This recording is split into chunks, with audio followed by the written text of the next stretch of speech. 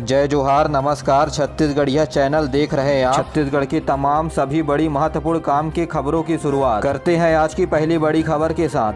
मुख्यमंत्री भूपेश बघेल ने स्वर्गीय राजीव गांधी के पुण्यतिथि पर हितग्राहियों को करोड़ों रुपए की सौगात दी है। मुख्यमंत्री दुर्ग जिले के पाटन में आयोजित भरोसे के सम्मेलन कार्यक्रम में राजीव गांधी किसान न्याय योजना, भूमिहीन मजदूर न्याय योजना और गोधन न्याय योजना के हितग्राहियों को ऑनलाइन राशि अंतरित की। इस मौके पर मुख्यमंत्री ने राजीव गांधी किसान न्याय योजना के हितग्राहियों को पहली किस्त के रूप में 1895 करोड़ रुपए की राशि का अंतरण किया। वहीं भूमिहीन कृषि मजदूर न्याय योजना के हितग्राहियों को पहली किस्त की राशि के रूप में 112 करोड़ रुपए जारी किया। इस योजना के तहत प्रत्येक हितग्राहियों को 2000 रुपए की राशि खाते में डाली जाएगी। इसके अलावा गोधन न्याय योजना के तहत गोबर खरीदने वाले हितग्राहियों के खाते में 13 करोड़ 97 लाख रुपए की राशि का अंतरण किया। इसके अलावा 13 जिले के राजीव युवा मितान क्लब के युवाओं को 7 करोड़ 71 लाख रुपए की राशि जारी की। वहीं कार्यक्रम में मुख्यमंत्री ने सारथी ऐप का भी शुभारंभ किया। दुर्ग जिला प्रशासन की ओर से तैयार किए गए इस मोबाइल ऐप के जरिए स्थानीय नागरिक अपनी समस्याओं का समाधान हेतु शिकायत दर्ज कर सकेंगे। इस ऐप से मिले शिकायत का समाधान विभाग तुरंत करेगी। प्रदेश का प्रत्येक नागरिक अब घर बैठे शिकायत सरकार तक पहुंचा सकेंगे। केंद्र सरकार के द्वारा चलाए जा रहे एक भारत श्रेष्ठ भारत योजना के तहत छत्तीसगढ़ राजभवन में हिमाचल प्रदेश, सिक्किम, उड़ीसा राज्य का स्थापना दिवस उत्साह के साथ राजभवन में मनाया गया। इस अवसर पर राज्यपाल विश्वभूषण हरिचंदन ने सभी लोगों को स्थापना दिवस के अवसर पर शुभकामनाएं देते हुए कहा, एकता और भाईचारा भौगोलिक सीमा को पार करके सद्भावना की राह पर चलने का मार्ग प्रशस्त करता है। उन्होंने कहा कि छत्तीसगढ़ से जो लोग सिक्किम और उड़ीसा जाकर काम कर रहे हैं, वे लोग छत्तीसगढ़ के विकास के लिए योगदान दे रहे हैं। गौरतलब है कि एक भारत श्रेष्ठ भारत योजना के तहत सभी राज्य एक दूसरे राज्य का स्थापना दिवस मना रहे हैं। राज्य का महासमुंद जिला पहला डिजिटल जिला बन गया है। रायपुर में आयोजित डिजिटल सब कमेटी की बैठक में जहां पात्र हितग्राहियों के खाते का डिजिटलीकरण करने के लक्ष्य को महासमुंद जिला ने प्राप्त कर लिया है और इसी वजह से महासमुंद जिले को राज्य का पहला डिजिटल जिला घोषित किया गया है। कलेक्टर नीलेश कुमार क्षीरसागर ने इस उपलब्धि के लिए जिले के सभी बैंकरों को बधाई और शुभकामनाएं दी है। नेहरू युवा केंद्र बिलासपुर की ओर से मुंगेली जिले में युवा महोत्सव का आयोजन आज किया जाएगा। कार्यक्रम प्रधानमंत्री के अमृतकाल के पंच प्रण के ऊपर निर्धारित रहेगी। कार्यक्रम में अरुण साव मुख्य अतिथि के रूप में शामिल होंगे। नेहरू युवा केंद्र के जिलाधिकारी सौरभ निषाद ने बताया कि इस कार्यक्रम में 5 प्रतियोगिताएं आयोजित होगी, जिसमें चित्रकला, कविता, मोबाइल फोटोग्राफ, भाषा, सामूहिक सांस्कृतिक प्रतियोगिता शामिल है। कार्यक्रम में जिले के 3 ब्लॉक पथरिया, लोरमी और मुंगेली के युवा शामिल हो सकते हैं। स्नातक पाठ्यक्रम में दाखिलों के लिए संयुक्त विश्वविद्यालय परीक्षा CUET कॉमन यूनिवर्सिटी टेस्ट आज से देश भर में शुरू हो गया। कंप्यूटर आधारित प्रयोग परीक्षा का आयोजन राष्ट्रीय परीक्षा एजेंसी के द्वारा संचालित किया जा रहा है। आज से 24 मई तक होने वाले CUET के प्रवेश परीक्षाओं के लिए प्रवेश पत्र CUET के वेबसाइट पर जारी कर दिया गया है। कांकेर जिले के सुरक्षा बलों ने 3 माओवादियों को गिरफ्तार किया, जिसमें 2 माओवादियों के ऊपर 8-8 लाख रुपए का इनाम घोषित है। गौरतलब है कि DRG और BSF के संयुक्त टीम तलाशी अभियान के लिए निकली थी। इसी दौरान कोयलीबेड़ा के जंगलों से माओवादियों को गिरफ्तार किया गया है। आज अंतर्राष्ट्रीय विश्व जैव दिवस है। विश्व जैव विविधता दिवस के अवसर पर मुख्यमंत्री भूपेश बघेल ने प्रदेशवासियों को शुभकामनाएं दी है। बिलासपुर जिले के मस्तूरी स्थित पराग घाट कंपनी में आग लगने से 6 मजदूर झुलस गए। इन मजदूरों को अस्पताल में भर्ती कराया गया है। घटना की सूचना मिलने पर पुलिस मौके पर पहुंच गई और पहुंचकर मौके पर ही जांच कर रही है। और बिलासपुर पुलिस ने नकली सामान बेचने वाले एक व्यापारी को गिरफ्तार किया है और उनके पास से भारी मात्रा में भी नकली सामान बरामद किया गया है। छत्तीसगढ़ में आज से चलेगी लू, मौसम विभाग ने जारी किया अलर्ट। जी हां, छत्तीसगढ़ में गर्मी के बीच अचानक बदलते मौसम से लोगों को थोड़ी राहत तो मिल रही थी, लेकिन इस तपती धूप के बीच अब प्रदेश के कई हिस्सों में लू चलने की भी संभावनाएं बनी हुई है। इसको लेकर के मौसम विभाग ने अलर्ट जारी कर दिया है। मौसम विभाग का कहना है कि 22 मई से मध्य छत्तीसगढ़ में लू चलेगी और ज्यादातर इस लू से बलौदाबाजार, मुंगेली, राजनांदगांव, जांजगीर चांपा, रायगढ़, महासमुंद, बिलासपुर जिला प्रभावित रहेंगे। इन जिलों को सावधानी बरतने की सलाह दी गई है। व्यावसायिक परीक्षा मंडल के द्वारा छत्तीसगढ़ में परीक्षार्थियों के लिए परीक्षा हेतु आवेदन पत्र जमा करने के लिए अलग से वेबसाइट बनाई गई है। जी हां, व्यावसायिक परीक्षा मंडल की ओर से आयोजित परीक्षा में शामिल होने वाले अभ्यर्थियों को अब आवेदन भरने के लिए ज़्यादा तकलीफ नहीं उठानी पड़ेगी। जी हां, मंडल ने विभिन्न परीक्षाओं के आवेदन पत्र भरने हेतु चिप्स ने एक अलग से वेबसाइट बनाई है। अभ्यर्थी अब वहां से वेब यानी व्यापम online.cgstate.gov.in पर ऑनलाइन जाकर आवेदन कर सकते हैं।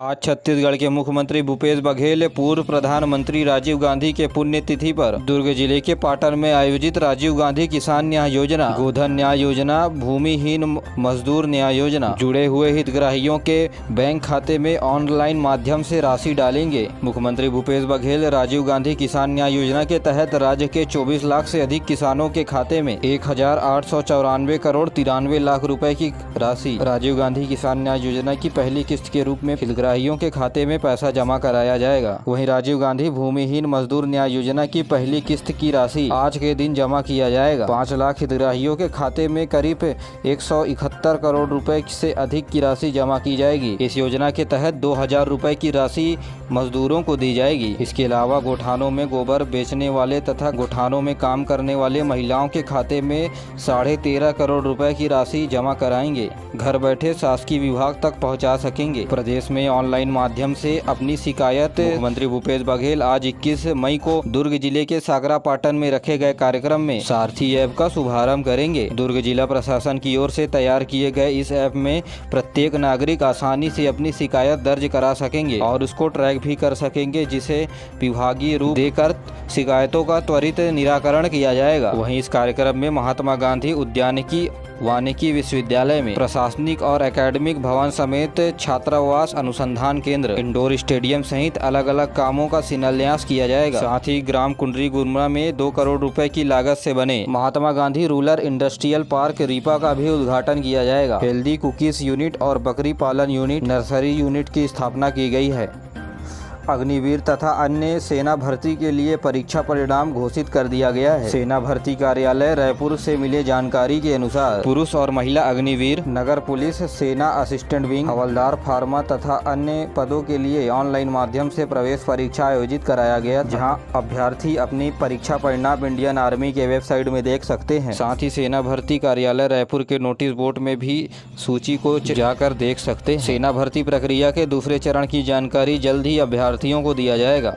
उत्तर प्रदेश में आयोजित 23 मई से 3 जून तक खेलो इंडिया कार्यक्रम में छत्तीसगढ़ के दुर्ग जिले के हेमचंद विश्वविद्यालय के 23 खिलाड़ी भाग लेंगे। इन खिलाड़ियों का चयन Akhil Bharatiya all India university के सभी खिलाड़ियों के बीच सबसे अच्छा प्रदर्शन के आधार पर हुआ है। राजनांदगांव में जन भागीदारी की ओर से आंगनबाड़ी कार्यकर्ताओं के द्वारा स्मार्ट टीवी मुफ्त में दिया जा रहा है। बीते दिनों डेडेसरा क्षेत्र के सरपंच ने 23 आंगनबाड़ी केंद्रों में 23 टीवियों को दान दिया। छत्तीसगढ़ के जगदलपुर को जोड़ने के लिए दिल्ली, नागपुर और विशाखापट्टनम तक फ्लाइट शुरू करने की मांग की जा रही है। बस्तर के लोगों को हेल्थ, एजुकेशन और बिजनेस के लिए मिलेगा फायदा। बस्तर के चैम्बर ऑफ कॉमर्स के सदस्यों का कहना है कि बस्तर इन शहरों से जुड़ता है तो हेल्थ, एजुकेशन और बिजनेस के क्षेत्र में बड़ा रास्ता खुल जाएगा। आपको बता दें कि घरेलू उड़ान सेवा के लिए DGCA की मंजूरी मिलने के बाद अनुबंधित कंपनी अलायंस जगदलपुर एयरपोर्ट से जगदलपुर, हैदराबाद, रायपुर के लिए नियमित विमान सेवा शुरू हुई थी, जिसके बाद अब बस्तर के लोग दिल्ली, नागपुर से विमान शुरू होने की मांग कर रहे हैं। भारतीय रिजर्व बैंक ने 2,000 रुपए का नोट वापस लेने का निर्णय लिया है। RBI ने कहा है कि लोग 2,000 रुपए का नोट अपने बैंक खाते में जमा कर सकते हैं। कोई दूसरी बैंक शाखा से नोट का अदला बदली भी कर सकते हैं, लेकिन 2,000 रुपए का नोट वैध मुद्रा के रूप में बना रहेगा। केंद्रीय रिजर्व बैंक के भारतीय क्लीन नोट नीति के तहत 2,000 रुपए के मूल्य का नोट प्रचलन से वापस लेने का निर्णय लिया है। आपको बता दें कि 23 मई से 2,000 रुपए के 10 नोट यानी 20,000 रुपए तक की राशि बैंक में जाकर बदला जा सकता है और सभी बैंकों में 2,000 रुपए के नोट बदलने या जमा करने की सुविधा 30 सितंबर तक रहेगी।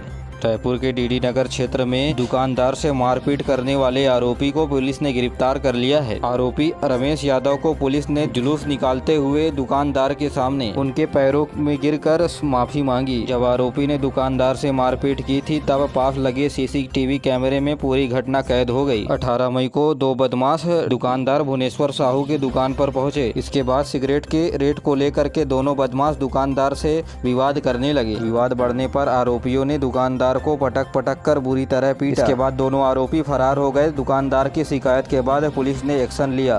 छत्तीसगढ़ राज्य में आने वाले दिनों में होने जा रहा है चुनाव, जिसे लेकर राज्य निर्वाचन आयोग ने बड़ा फैसला लिया है। इसके तहत महिलाओं को इलेक्शन ड्यूटी में राहत देने की तैयारियां कर ली गई है। अभी polling party entry system software में महिला कर्मचारियों की एंट्री हुई तो यहाँ बिलासपुर के उप जिला निर्वाचन अधिकारी ललिता भगत के अनुसार महिला कर्मचारियों की ड्यूटी वहीं लगाई जाएगी जहाँ उनकी पोस्टिंग है, यानी स्थानीय निवास के अलावा कहीं अन्य दूसरे जगह चुनाव ड्यूटी में नहीं भेजा जाएगा।